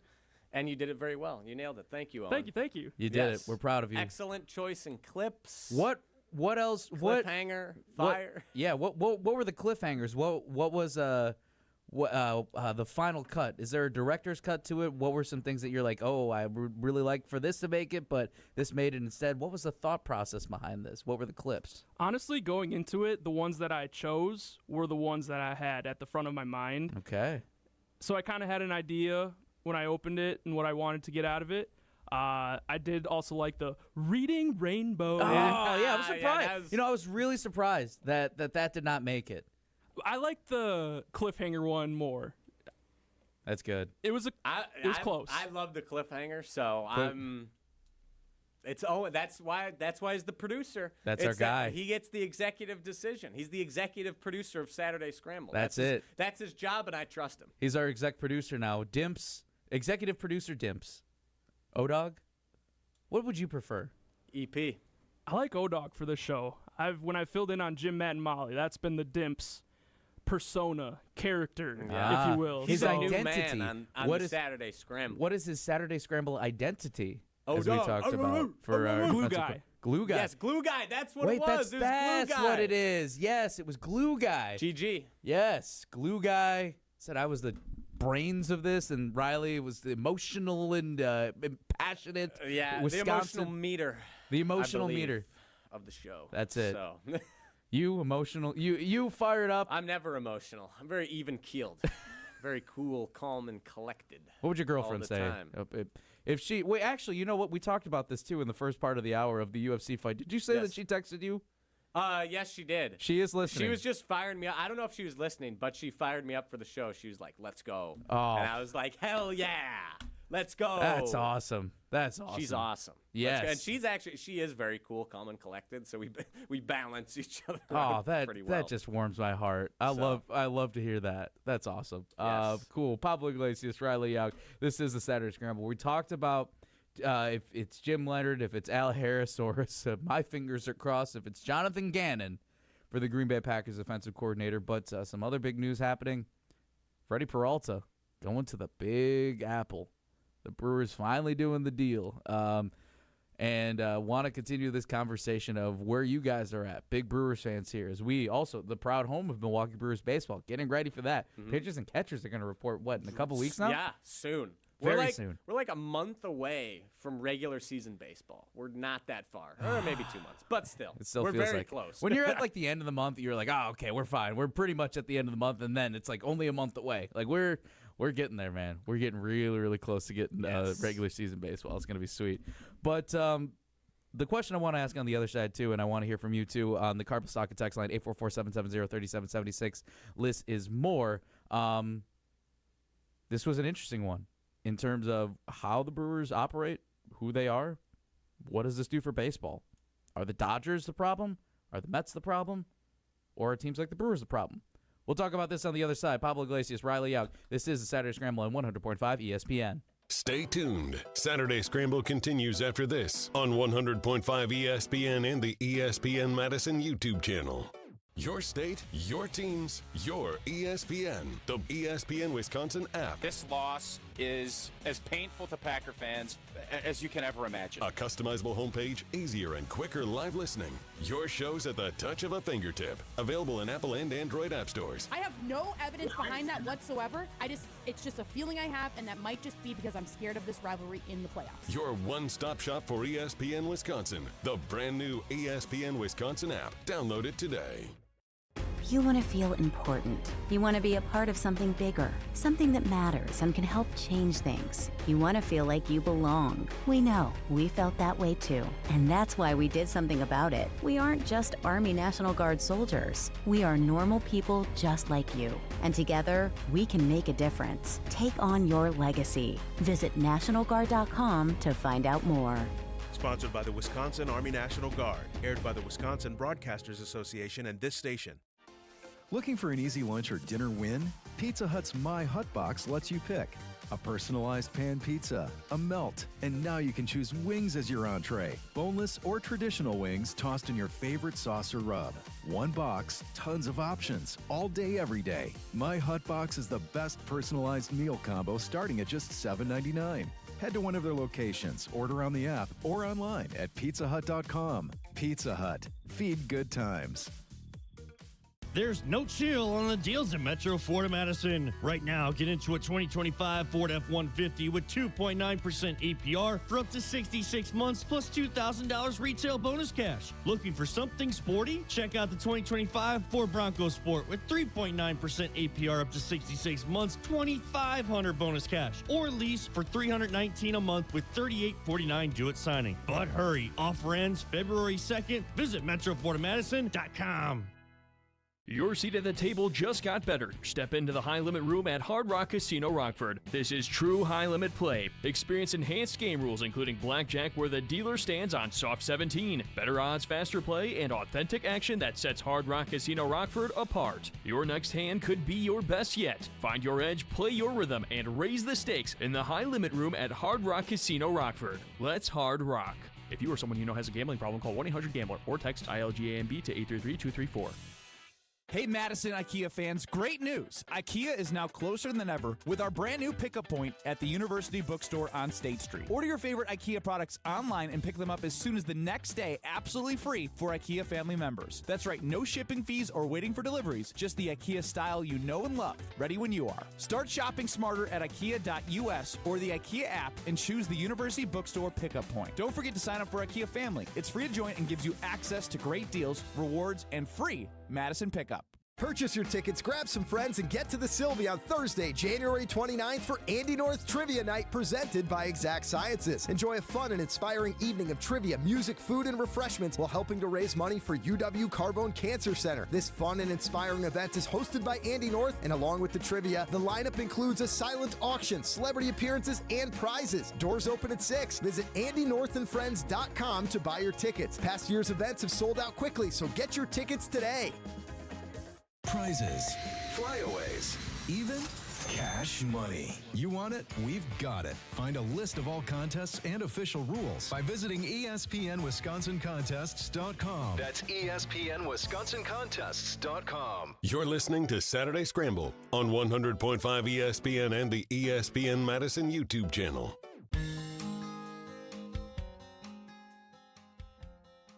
You can be frustrated that this is the economic world that we live in baseball. I understand that.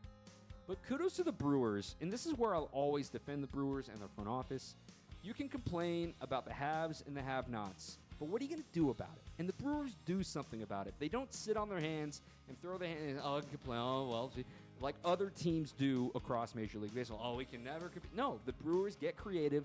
They do the uncomfortable things, maybe not the most popular things, like That is Dominic Cotroneo. You can hear him, the voice of the Brewers Radio Network, and also from the Brewers All Access podcast that you could hear on the ESPN Wisconsin app, talking about the Brewers trade, sending Freddy Peralta, their opening day starter, a guy that they built from the ground up through a trade, of course. I think it was with Seattle. Either way, a guy that really came through the Brewers organization. Yeah, I believe Adam Lind. Yes. That is we correct. traded Adam Lind for Freddy Peralta back in 2019. Yeah. That's one of my favorite things to do is look back on some of the Brewers trades and how you get each piece. It kind of goes back 10, 12 years. This goes all the way back to like Marco Estrada. Yes. Back at, like 2014? 2010. 10? Yeah, it's insane. I remember watching Marco Estrada. Yeah, I remember when oh my gosh. Dom makes a phenomenal point there. I loved what he had to say. Because we could very easily, if the Brewers didn't operate the way they do, go back to 2014 Milwaukee Brewers with Ron Renneke as the manager. And we're watching an aging Sean Markham try and go out there and throw 4 innings of 10-hit baseball. Like, this is the way the Brewers are forced to operate in this climate if they want to be competitive. I understand Mark Atanasio is a cheap owner, but just because his net worth is $1.9 billion or whatever, that does not directly translate to flexibility to spend on payroll, on players. The Brewers simply, unless you're the Dodgers, the Blue Jays, the Mets, maybe the Padres every so often, Major League Baseball teams can't afford to pay their players this much. There's an article out there on CBS saying, oh, the Brewers, they're bad for baseball. They're selling their ace for 2 prospects for the future to save $8 million. What? How could they do that? Before we get too riled up here, we have that in the next segment. But go, keep going. It's not saving $8 million. It's saving the Brewers like $225 million. Like, that's Dylan Cease from the Padres to the Blue Jays. He signed 7 years, $210 million, according to Spotrac, which is accurate. So, like, it's not the Brewers are just trying to save $8 million. They're just trying to save pennies. No, they would not be able to afford him. It's a rental of Freddie, and sure, they have a very, very good team this year. Could they win it all in 2026? Could they win it all in 2026? Yes. Would they be in a slightly better position to win a World Series in 2026 with Freddy Peralta? Yes. But I don't think they are that much worse now that Freddie is out the door and they have Brandon Sproat and Jet Williams in as prospects. I don't think they're that much worse, and they would not have won a bidding war to keep Freddy Peralta next year. So it's either you get 2 pieces for the next 5 to 6 years, or you keep Freddie and you're guaranteed to lose him and you get nothing. This is how the Brewers stay competitive. This is how they give themselves a chance to win a World Series. Otherwise, they could be the Cincinnati Reds, whose ceiling is a wild card exit and getting swept. Like, that is the Reds' ceiling. Elly De La Cruz didn't sign with them. They offered him the money. They tried. A small market tried to keep their superstar. And I was like, no, I know I'm going to get more money for the Dodgers, maybe the Mets. You can't. You have to do what the Brewers are doing as a small market in Major League Baseball. Otherwise, you are screwed, and you are never going to win a World Series. So at least I'm glad the Brewers at least have a chance to win a World Series year in and year out. I'd rather that than wallowing in futility like the Pirates and the Reds choose to do. 844-770-3776, the Carlos Talking text line. List is more. If you are just as riled up as Riley Yauk right now, taking the ball and running. I think he did laps. You have already made it into the end zone, and then you just decided to go back and forth. It's like watching the Madden hack of the end zone's right in front of me, but I'm going to run all the way back to the field. And do that. But I feel the passion there. And Travis Nelson here saying that the Brewers are frustrating. They do enough to stay relevant and to keep the fans hooked for a hope, but the ownership never swings for the fences. I admire the management for having the smarts to overachieve. And that's interesting because, you do need to figure out like exactly how do you operate as an organization. It's not a one-size-fits-all. You need to understand exactly what your market is and what you're spending. The difference between payroll and, what are you spending on your payroll in terms of the money that you're bringing in. I saw, of course, if you have the Dodgers, I think, what is it, probably 90%? Spending 90%. 90% goes to their payroll. You brought up an interesting point, though, and Owen, I don't know if you have a music bed ready to go here, but I did see yesterday the FanDuel Sportsbooks odds of the 2026 World Series champions, and the Brewers, plus 3,300.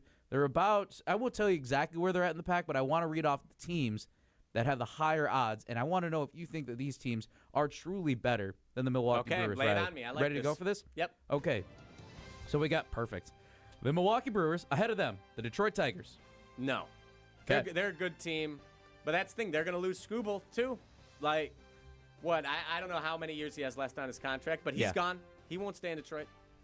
Texas Rangers. No. Not better than the Brewers. San Diego Padres. No, not better than the Brewers. The Baltimore Orioles have higher World Series odds.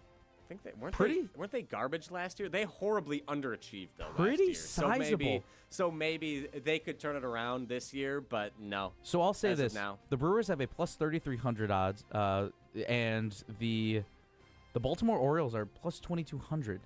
So again, it's a pretty sizable difference from there. The Houston Astros. No. Don't know exactly what big moves that they made. Chicago Cubs, you have Alex Bregman. You bring back that team. They slid towards the end of the season. Yeah, they made moves to get better, which I respect, but if you want to be the best, you got to beat the best. Who's the guy? Cubs haven't beat the best. So no, not the Cubs. I knew that one was coming. The Boston Red Sox. No. You lose Bregman. How are you exactly. still on How that are list? You still I don't know. So, no. The Philadelphia Phillies. Now, they're a dangerous team. Phillies are right there. They're at least on par, if not a little above the Brewers. I'll give them that. Here we go. The New York Mets. Mets, I mean... They're a wagon on paper. We talked about it. On paper, they are better than the Brewers, but they have not shown it on the field. So, the big New Yorker. The big Jesse New Yorker. Nelson. It's me, Jesse Nelson, the big New Yorker. But I will give it to the Mets. They should have higher World Series odds than the Brewers right now. The American League champion Toronto Blue Jays. Yep. I'll give them. They're better than the Brewers. They're going to be good. They're going to be good this year. I think they're getting even better. The Atlanta Braves. That seems like a dark horse for how high they are. They always have been a competitive team, but it feels like that if anything, they were slightly on the underachieving side. Maybe they're younger, up and coming, but yeah. Drake Baldwin, Madison guy, GRB Academy alum. GRB Academy guy. Rookie of the year. Rookie of the year, yeah. There's a huge billboard on Park Street celebrating him. That's sick. That's awesome. Caleb Durbin robbed third place. Rookie of the year voting. We can't. Not all 30-year-olds can win Rookie of the Year. Let's say the Braves are on par with the Brewers. So we got 4 teams right now. Okay. So we got 4 teams. Yes. To wrap it up, top 4: Atlanta Braves. Number 3, Seattle Mariners. Okay, sure. Number 2, the New York Yankees. Again, on I feel paper, like this is just a money grab at this one, where it's like, hey, put money down on the Yankees. Yeah, and the Yankees aren't. It's like why the World Cubs Series. were always, when they were terrible, they were still top 10 odds because it's like, the books can get a couple extra dollars in there. On paper, sure, but I'd take the Brewers over the Yankees. It's a lot of leadership questions, and of course, the Los Angeles Dodgers. Okay, so we have. There are like 5 teams that I'm like, okay, this team is better than the Brewers. Yeah. Every other team, either on par or I'm not scared of. I'm not worried about them.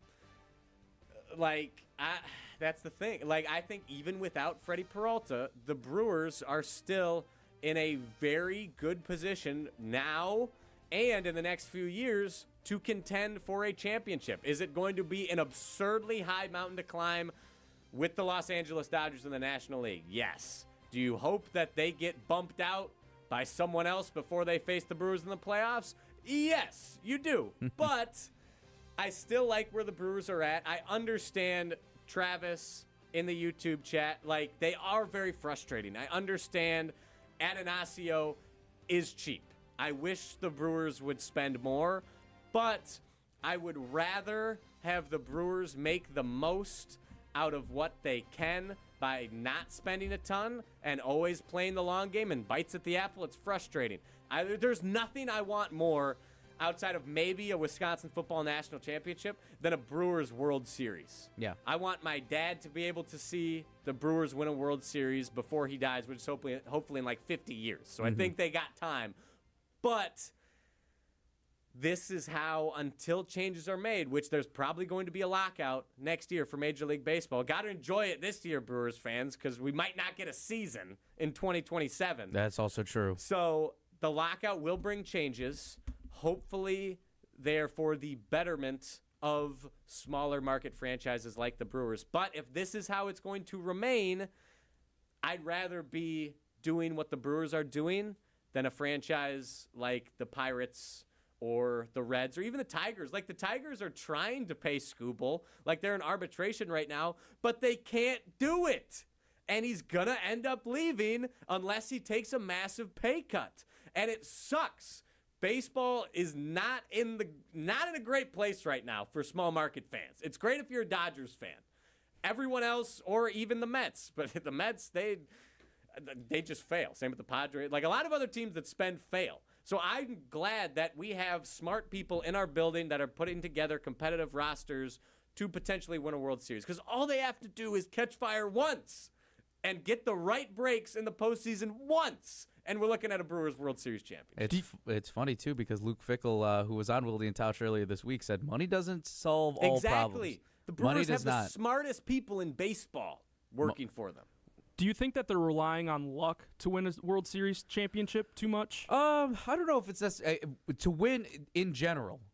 In general, to win a World Series, to win a championship, you need an element of luck. Even the Dodgers needed some luck Dodgers last needed, year. Yeah, the Blue Jays, they needed Oh man, the play at home plate on that ground ball. Exactly. And then the if he fly has out a to left better field. secondary lead, the Blue Jays win the World Series. If I forgot if it was a Kike Hernandez. It was Kike Hernandez that ran into Andy Pages. I remember watching this game with our teammates after we went to the Wisconsin men's hockey game. Then we watched Game 7 of the World Series at the Nitty Gritty, and then it was a miraculous catch that Kike Hernandez just said to Andy Pages. He tried to yeet him out as much as possible to get out of my way. This is my fly ball. I am catching this, hell or high water. This is my ball 100%. So, yeah, it's you do, regardless, whichever team you are. I don't think the Brewers believe that they have this luckometer that it's like, oh, yes, this is what we're banking on. Every team, I feel like, needs a little element of luck. We do have somebody jumping on the Carlos Saga text line. We have, sounds like Dale in Whitewater who wants to talk a little bit about the transaction. Dale, what's poppin', man? How we doing? Hey, guys. About the Freddy Peralta trade, so I think the Brewers should have kept Freddy Peralta. I know everybody is so mad right now that Freddy Peralta got traded to the Mets, but I think he was a good pitcher for the Brewers. But because to me, I think he pitched well.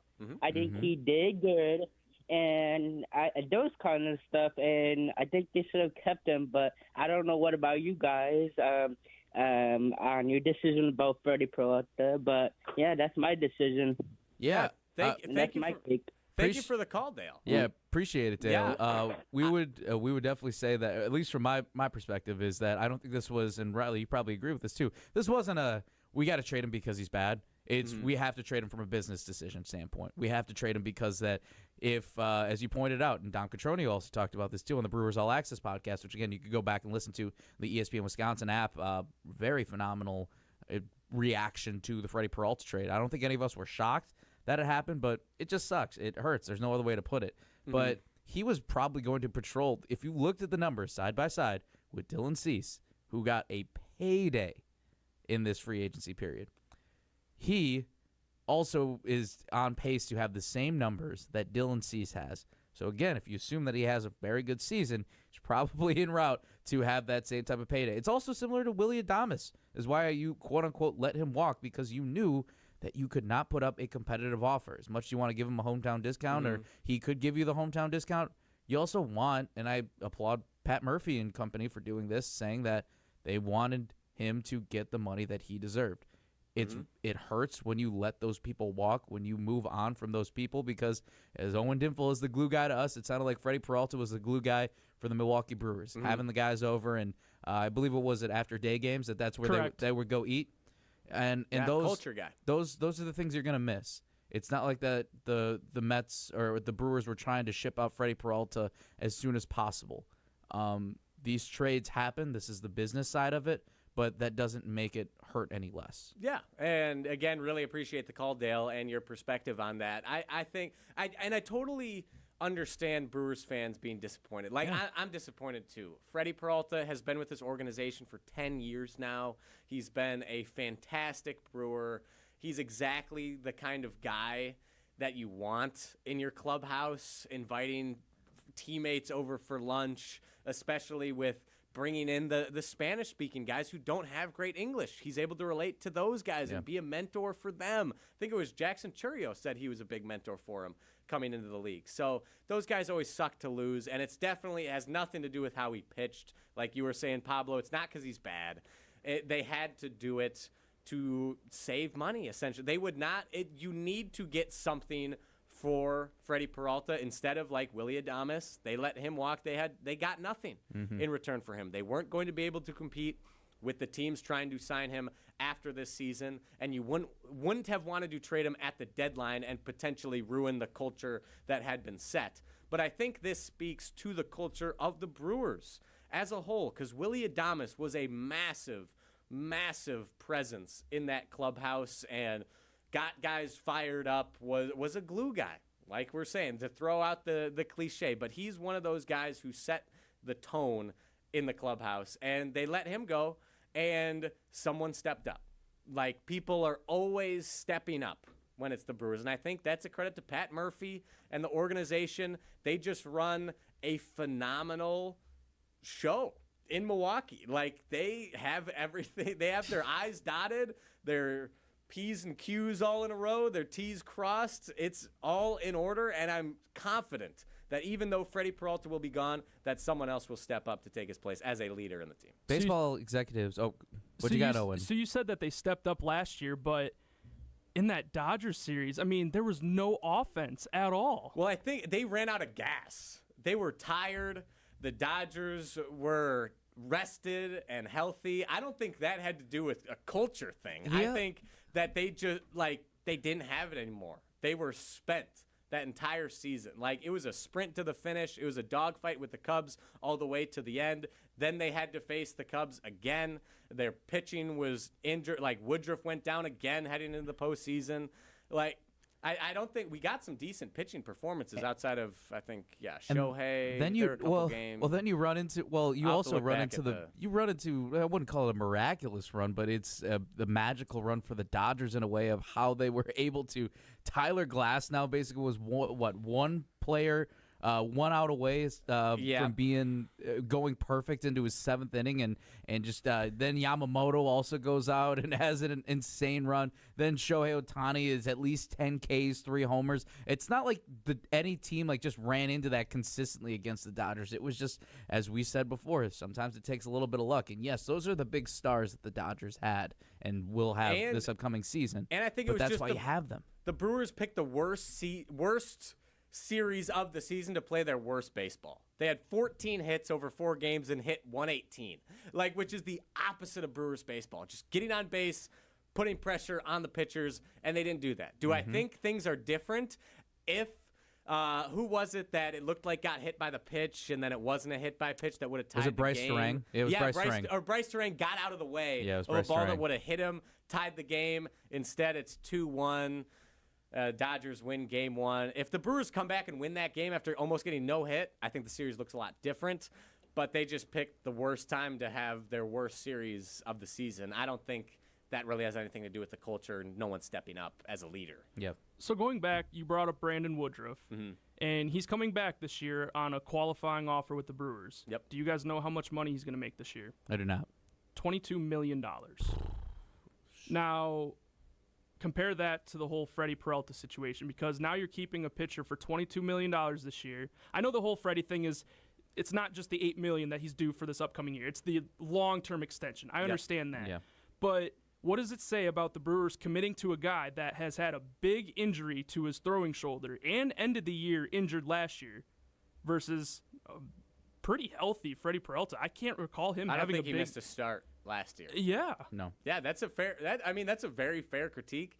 I think it's because Brandon Woodruff, honestly, if he stays healthy, could be a more viable option for the next few years because he is not going to command the market that Freddie will in the offseason. So I think they probably see that as a better investment. I can't speak for Ananasio or Matt Arnold, but I'm assuming that's where they're coming from. It seems like they're always thinking long-term, what's best, and they just have an insane crop of young pitchers coming up. Well, what helps, too, is that they have major league guys ready coming in with Jet Williams and Sproat. Again, these are going to be guys that are still fighting for spots. Who is going to be that everyday shortstop? It sounds like, again, listening from the Brewers All Access podcast, is it going to be Bryce Terang? Is it going to be Ortiz?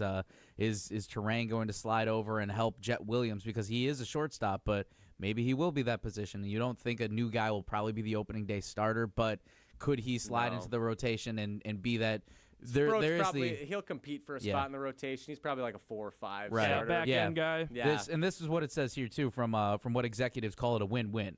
Because, yes, it does. It hurts when you lose a guy who has been around for the organization for 10 years. You watched him grow. You watched him become who he is today. And you never want to cut those ties. It's never easy in this. And, again, that's the business side of this. That's what happens. But if executives are calling this a win-win, it contrasts to – I just feel like it's also – how can you say that the Brewers are ruining baseball when, again, it's they're every just strategy – doing what they have to do to survive. That's it.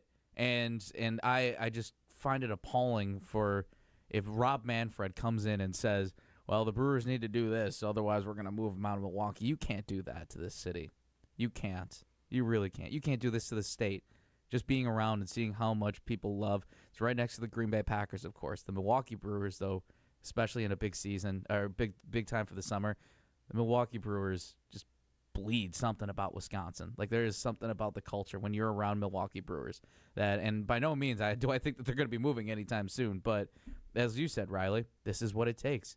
If you're going to operate as an organization like this and you know that maybe there's a 50-50 split in terms of the revenue and only half of that is going to go to your payroll, this is how you have to be strategic. Mark Chmuro said this on Gabe and Chewy on ESPN Wisconsin or ESPN Milwaukee, which you could also hear on the ESPN Wisconsin app, is that as much as you would love to believe that they could spend as many dollars as the Dodgers and the Mets and the teams that have these high payrolls, you have to almost kind of look at your prospects as this currency, if you will. Mm-hmm. You have to stack up on prospects. And right now, I believe the Brewers have at least six or seven of the top 100 prospects. Thank you, Owen, for doing that. He did the 6-7 back behind the glass. But either way, you are tied for the most. I saw that. It was with the White Sox, so hey, go Sox. But the Brewers are tied for the most prospects in Baseball America's Top 100, I believe. So that's a good sign. But again, like 4 of them are shortstops. Yeah. Yeah. No, that's fair. Middle infield. Everybody needs a shortstop, though. Everybody needs a shortstop. So when it comes to that time, they'll just duke it out. Whichever one's the best stays, the rest go. Yeah. Or they move. Jesus Mata 2026 MVP campaign, right? Yes. Great burner account. Jesus Mata 2026 MVP campaign. Yeah, we'll see. Again, it's you don't think that all 4 shortstops are going to make it to the major leagues, but maybe again, that's where the quote unquote player currency, if you will, kind of comes into play. Is that you have this stock. You would love for these guys to make it to the majors in your organization, but also you use it as, I don't want to say leverage, but you guys get what I'm saying. Like, it's you want to use this as, okay, well, we can't pay these players, but we can get an all-star. Here's a prospect that's up and coming. If you want a guy that's major league ready or somebody that's up and coming, AAA, will be up next season, this is what you have to pay. Here's who we're willing to give up if you give us this. So, yeah, if the Brewers need to operate that way, I tip my hat to them because they're being smart about it. They're being strategic, and they're not throwing the hands up and saying, oh, what was me? Mm-hmm. Couldn't agree more. Pablo Iglesias, Riley Yauk here. Time to get riled up after this one, too, to see what Riley is thinking. Been riled Maybe up a lot today. I know. I feel like we got to get you ready to go I'm for as this. mad as hell, and I'm not going to take this anymore. Real. Not gonna take the Brewers slander. I'm not going to take the slander from Packers fans calling me a Bears fan. I'm done. That's just Twitter in general right now. True. So we got some real ones, though, defending, saying that it's because of the bet. So appreciate you, Saturday Scramblers, going to fight for Riley Yauk just to clear the air up. I appreciate it. All of you. Everyone listening today. Thank you all for your service. Pablo Iglesias, Riley Yauk. This is the Saturday Scramble on 100.5 ESPN. Stay tuned. Saturday Scramble continues after this on 100.5 ESPN and the ESPN Madison YouTube channel. Talk Badger sports year-round with the Jump Around podcast. The Badger, it's home. This place is home. And I never would want to go anywhere else. I don't want to go anywhere else. I want to win championships here. And, I love being a Badger. I love embracing the Cardinal red and the white. And, I'm excited for the future. The Jump Around, brought to you by Steinhoffels. Streaming live every Thursday on the ESPN Madison YouTube channel and available wherever you get your podcasts. Madison's financial challenges need a Dane County-based bank. Starion Bank is a full-service community bank that delivers quality big bank services with a local approach. We are proud to be there for any budding entrepreneur or small businesses, helping them exceed their financial goals from banking to lending to cash management.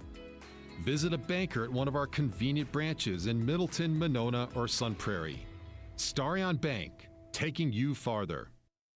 Greg Scalzo here for Buck and Honeys. Congratulations to the perennial Best of Madison Award winner by the folks at Madison Magazine. Meet me at Buck and Honeys to celebrate Wisconsin hospitality. Whether you're enjoying the view on the Yahara River in Monona, exploring Wanakee, visiting the OG in Sun Prairie, or checking out the new location in Mount Horeb, you can enjoy the Buck and Honeys experience in a neighborhood near you. Serving lunch and dinner 7 days a week with brunch every Saturday and Sunday. I'll see you at Buck and Honeys. It is the 25th anniversary of Bowlin' for Colons on Sunday, March 1st. Help us strike out colon cancer at UW Carbone Cancer Center. Come roll with us and form a team of 4 to 5. Choose from 9 bowling centers in the Madison area. Enjoy 3 games of bowling, shoe rental, and a cool anniversary t-shirt. Spare us your excuses. Hurry up. Lanes are filling quickly. Google Bowlin' for Colons 2026 to register your team now. Let's strike out cancer with Bowlin' for Colon 2026. The new year is here, so let's look ahead to the spring and Mark Osiki's 8th annual Casting for Kids Fishing Tournament May 16th to benefit the American Family Children's Hospital and UW Carbone Cancer Center. We're on the Madison Chain of Lakes at 8 a.m., then return to the Alliant Energy Center for happy hour, dinner, and live and silent auctions, and a chance for you to win a brand new Alumacraft fishing boat. Hope you can join us Saturday, May 16th. To sign up, donate, and get more information, go to castingforkids.org. That's castingforkids.org. You're listening to Saturday Scramble on 100.5 ESPN and the ESPN Madison YouTube channel.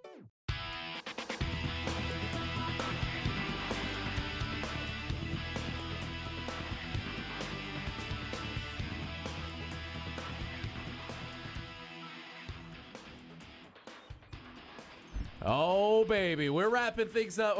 We've got the tail end of the 11 o'clock hour, I should say. Papa Iglesias, Riley Elk. Oh, man, if you could see on the ESPN Madison YouTube channel, he is fired up and ready to go. But not just fired up. Ladies and gentlemen, it is time to get riled up. I'm as bad as hell, and I'm not going to take this anymore. Yeah, I am. Yeah. I've been riled up a lot today. So, I don't know if you guys seen how much this. juice do you have left for this? Oh, I still got some juice. Oh, don't good. worry. So, I don't know if you saw this announcement from Brett McMurphy of On3 Sports yesterday. I don't know if he was the first person to break this news. But the college football playoff announced that they are changing their format for 2026 and 2027. Next college football season, it won't be the top 5 highest rated conference champions who get auto bids, because of course they don't want 2 group of 5 champions in the college football playoff again. Next year it will be the top 4, it'll be the 4 power conference champions will get auto bids, and then there'll be 1 auto bid for the top ranked group of 5 champion. So guaranteed 1 group of 5 champion. They intentionally don't want 2 group of 5 or group of 6 champions. That's what it is now. It's Power 4, group of 6. New Pac-12 is eligible. But they're trying to keep the small guys out. And then the most egregious rule. That's bad in of itself. They're trying to keep the little guys out, which sucks. But Notre Dame gets a special privilege that if they are ranked in the top 12 in the final college football playoff committee poll, they are in. They are automatically in. And that is just absolute BS. And I am so glad that Luke Fickell and the Wisconsin Badgers are going to put an end to this monstrosity, to this noise next year, week 1 at Lambeau Field. They're going to kick the snot out of Notre Dame to start the season, and there's going to be no hope that Notre Dame gets back into the top 12, because this is stupid. Why does Notre Dame get special privileges? I'm Catholic. I love being Catholic, and I hate Notre Dame. Notre Dame sucks. This is ridiculous. Sorry, you shouldn't get a stranglehold on the sport. Where's the special privilege for UConn? They're independent. If they finish in the top 12, do they get an auto bid? No, because they're not Notre Dame. And I'm Notre Dame. I don't want to play in the Pop-Tarts Bowl. I'm too good for the Pop-Tarts Bowl. Shut up. You should not get to amend the rules of college football to suit your every whim just because you're Notre Dame. I'm sorry. You're not even the best team in your state anymore. Indiana runs the state. I'm sorry. This is ridiculous. Don't apologize for being you, man. Oh, my gosh. It's so annoying. You're not cool. You're done. You had your 4 horsemen era. Sorry, it's not the 60s anymore. We've moved on past... I don't even know. I'm trying to remember legendary Notre Dame. Sorry, Joe Montana isn't suiting up anymore for the Fighting Irish. Everett Golston and Manti Te'o. Manti Te'o and his fake girlfriend are working for Amazon Prime now as analysts. Hey, he's at the NFL Network now. He's at the NFL Network, too. Well, still. Shout out Manti Te'o. Come on. We're done. We've moved past this. Notre Dame should not be getting special privileges. Cam Newton, though, he was spouting off ridiculousness. We were making a similar point, but he was like, Notre Dame hasn't been relevant. They were in the national championship this past year. I understand Notre Dame. I love when the bed slows down like this, Yeah, too. It's a I perfect know. crescendo. Now we go into It's this his calm down. It's his settle. This is what I need Yeah. to settle. So, I am not saying, like Cam Newton said, that Notre Dame isn't relevant anymore. They were just in the national Well, championship. clearly clearly they're relevant just because they get this own Exactly, type but of just special because- privilege. We can't be handing out auto hey, bids like this. Wisconsin won the Orange Bowl in 2017, so why don't we get an auto bid to the playoff? Like, that's not how it worked. Just because they were in a natty last year, that has nothing to do with this argument. Notre Dame should not get special privileges just because they're Notre Dame. It's ridiculous. I'm sorry. It's so dumb. It's not good for college football.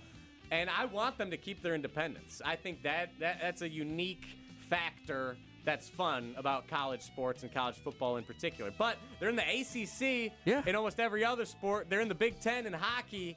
Like, if you want the privileges of being in a conference, you should join a conference. If you want to be independent and set your own schedule, you have to run the risk of not getting in and being left out.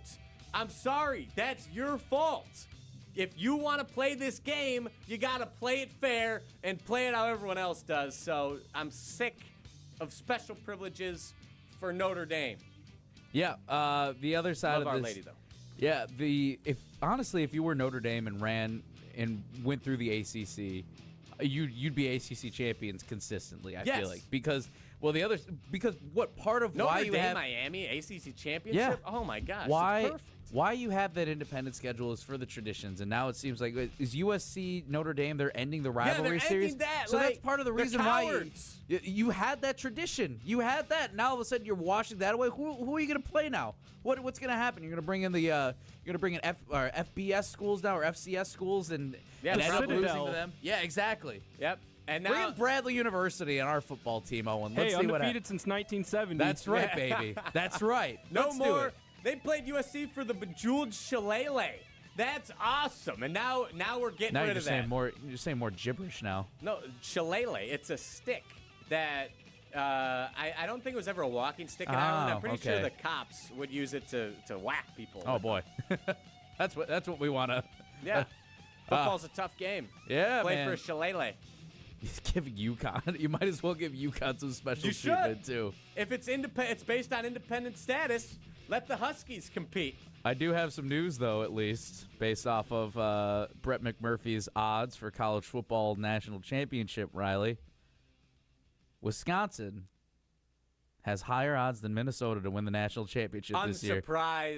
Unsurprised. This is the most obvious betting line of all time. Minnesota, you'd just be throwing your money away anyway. Doesn't matter how good their odds are, how bad their odds are. Wisconsin, it's worth a flyer. Wisconsin in the same realm as Kansas, Memphis, UCF, UCLA, Wake Forest.